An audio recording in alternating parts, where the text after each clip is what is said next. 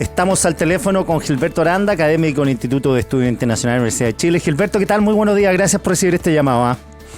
Hola, muy buenos días, un placer estar con ustedes. Oye, antes de iniciar la entrevista, ayer el presidente Boric estuvo con el Papa. Le regaló una caja de vino chileno.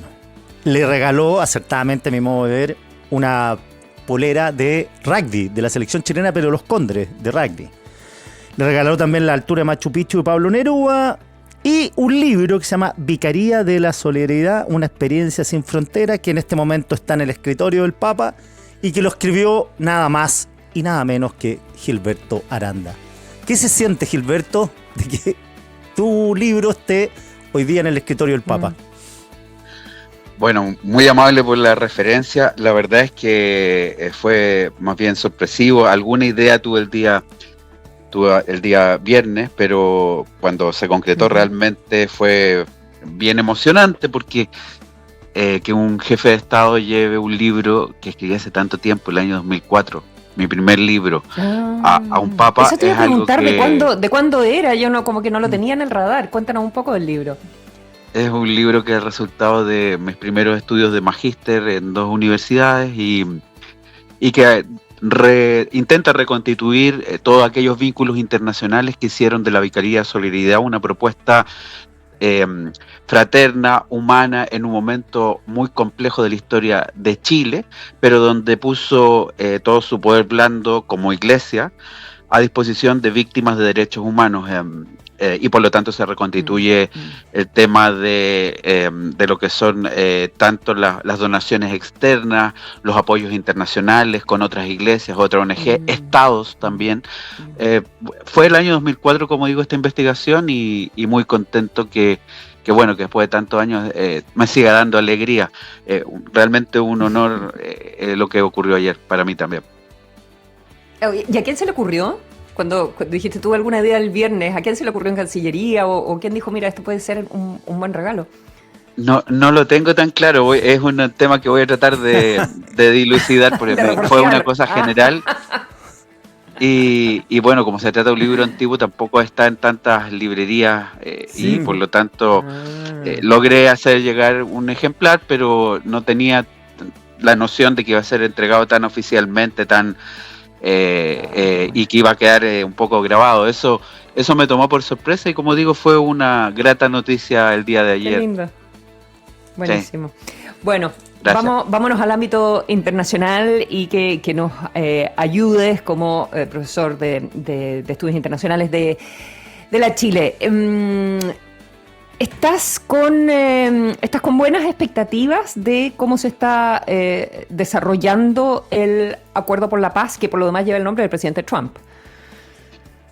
Sí, tengo una mirada que podríamos definir como de optimismo cauteloso, pero con mucha cautela, porque lo que ha ocurrido es el final del principio y lo que se ha denominado la primera fase, que nos trae casi puras buenas noticias, porque después de 2 años callan los tambores de guerra, emerge una tregua donde es posible el intercambio de rehenes y prisioneros, y también producto de esto entra la ayuda humanitaria que era urgente en la Franja de Gaza. Entonces nos deja un buen sabor de boca este principio, pero lo más difícil es lo que viene, y todavía ahí queda algunas áreas grises que no están completamente abrochadas, y por lo tanto a mí me parece que hay que mirarlo con cautela. Cuando digo áreas grises me refiero a las condiciones tanto de reconstrucción y sobre todo de gobernanza, ese comité transitorio tecnocrático que va a administrar la franja, y finalmente también el desarme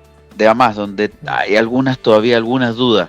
Así que yo diría que ha pasado algo muy importante, porque es lo que genera las condiciones para lo que viene, pero lo más complejo es lo que está a continuación. Sí, esto es una columna de Thomas Friedman que la escribió el 13 de octubre del 2025, la recomiendo en el New York Times, y dice, si Trump quiere ganarse el premio Nobel, tiene que ganárselo cuando cumpla las partes difíciles del acuerdo, no las fáciles. Y da a entender que lo que se viene futuro es lo complejo del tema, mantener la paz y seguir, como decías tú, en los pasos sucesivos para que esto sea más bien una cuestión no coyuntural, sino que más bien estructural. ¿Coincides con eso? En términos genéricos y sin haberla leído, voy a ir a leerla inmediatamente, del autor de La Tierra es plana, claro. Ordinario bestseller.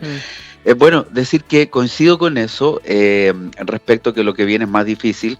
Sí hay que decir que las voces por un premio Nobel para Trump ya cada vez son más. A uno le guste o no le guste. No solo las víctimas, los familiares de los rehenes en Israel, sino que incluso Pakistán ya también se ha agregado a esa lista. Era muy difícil que lo ganara en esta ocasión, pero para el próximo año, si esto se sigue encarrilando, puede tener opciones. Luego, decirte que me parece que es más complejo lo que viene, pero también hay que reconocer que se abre una ventana de oportunidad, habida cuenta que el costo político de volver a una dinámica bélica por parte de los contendientes supone un altísimo, como decía, costo, y por lo tanto se lo van a pensar. Así que tenemos una ventana de oportunidad con un proceso que es muy difícil y sobre todo que tiene todavía algunas dudas por resolver.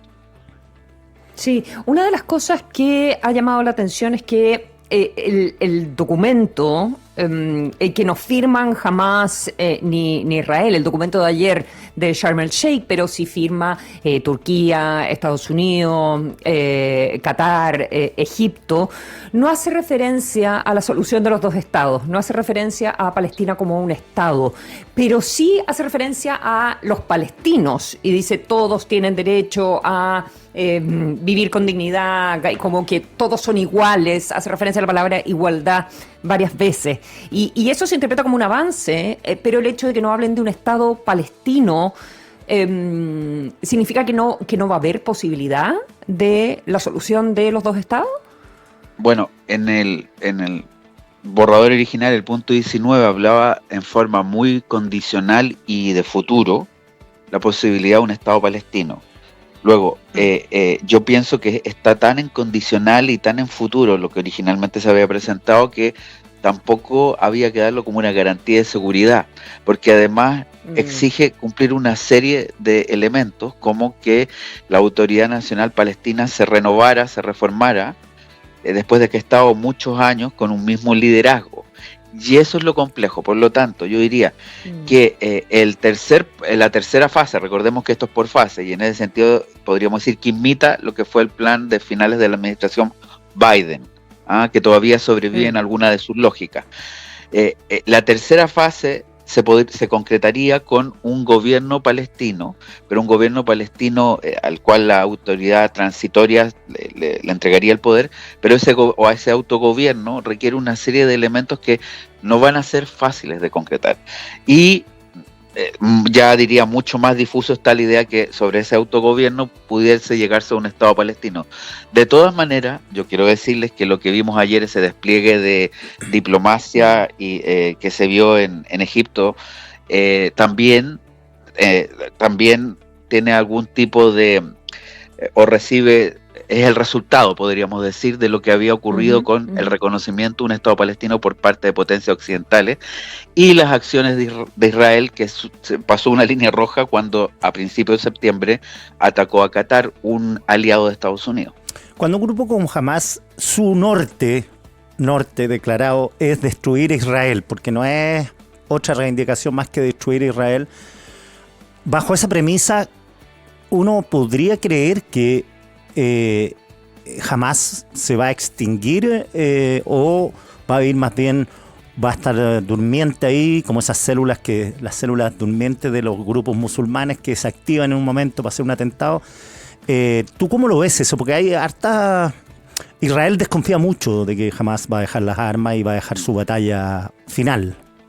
Bueno, sí y no, porque eso puede pasar, cuando digo sí, porque hubo otras organizaciones como Al-Fatah y la OLP, que en algún momento también hablaron de la destrucción del Estado de Israel, y que posteriormente renunciaron a aquello. Eso en general se ha visto, pero lo que no se ha visto, y ahí te digo que voy en tu lógica, es que un grupo radical islamista se desarme a sí mismo y se haga a un lado. Eso es algo casi no visto y por lo tanto ahí hay algunas dudas. Luego hay que decir, no firma, porque entre otras cosas expresó desde un primer momento dijo un sí de acuerdo con el plan, pero hay una serie de especificaciones que pidió que todavía no están completamente despejadas, como a la autoridad internacional al cual se van a entregar las armas, que exigieron desde un principio que los palestinos se hicieran cargo ya desde la Comité Transitorio y Tecnocrático de Gaza, etcétera. Por lo tanto, ciertamente hay dudas y además decirte, si tú me hablas concretamente del tema de los atentados, recordemos que incluso para llevar a cabo un atentado ni siquiera es necesario una célula durmiente, sino que un lobo solitario que adheriendo a una ideología decide activar un plan de destrucción en alguna parte del mundo. O un dron. Bueno, hasta un dron si está la tecnología, pero sobre todo los lobos solitarios, esas personas que determinados mensajes los interpretan de una manera y actúan por sí solos, sin siquiera ser célula durmiente. Entonces ahí llevamos a otro tema complejísimo, ¿no? Estaba pensando también en lo que fueron estos 2 años de guerra cruenta, la cantidad de personas que murieron, pero además de cosas que sorprendieron mucho, y es el ataque a Irán en su minuto. Por parte de Israel a las instalaciones nucleares, que pareció una locura, que pareció que podía escalar el conflicto, pero que ahora, mirado con un poquitito más de perspectiva, quizás fue lo que cimienta la, entre comillas, derrota de Hamás. No sé cómo lo ves tú. Yo lo leo de la siguiente manera. Creo que no solamente los golpes contra Irán, definitivamente el de Irán fue muy uno de los más cruciales, sino que también mermar la capacidad de Hezbollah en el Líbano o golpear a los hutis en Yemen. Eso hizo que lo que se llama el eje de la resistencia se fragilizara, se habilitara a tal punto que permitió llevar a cabo también ciertas negociaciones. Ahora, hay que ser bien claro en esto y decir que no sé si ya vimos el último capítulo de esa confrontación Irán-Israel. No, yo no lo sé, o incluso Irán contra otros estados, porque yo tengo la impresión que la noticia de los bombardeos ya venía dando vuelta un par de semanas antes y se pueden algunos equipos, aparte de las ideas flotan libremente, como nos dice alguna autoría por ahí, algunos equipos pudieron haberse trasladado. Estaba anunciado que iba a ocurrir algo un par de semanas antes.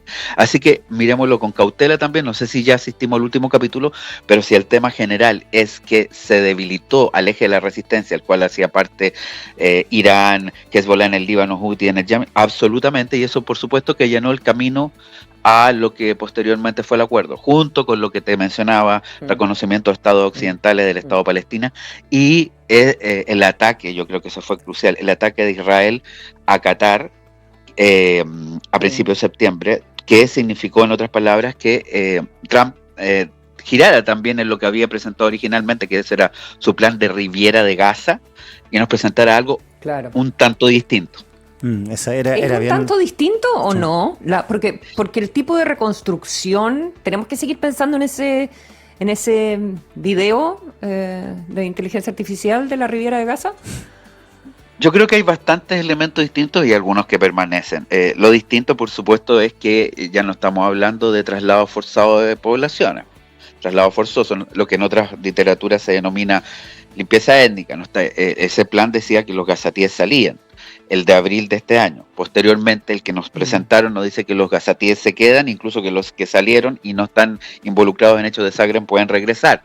Entonces hay algunos puntos distintos, definitivamente hay puntos distintos, pero yo tengo la impresión que el tema de la reconstrucción van a haber intereses inmobiliarios que, aunque no planteen una riviera como lo que nos mostraba la inteligencia artificial que se usó para aquello, va a significar también negocios. Acá se podemos decir que la paz y los negocios confluyen, por decirlo de alguna manera. Y aún así creo que es distinto porque hay otros elementos que hay que de alguna manera analizar en su mérito y desde luego, sin embargo, hay que ser bien claro que esto también se trata de una paz impuesta por parte de las potencias principales, que Estados Unidos y los otros mediadores, donde Israel tiene acceso a un borrador y puede hacer algunos cambios específicos, y además se le dice sí o no, dice sí, pero, y finalmente deciden quedarse los mediadores con el sí.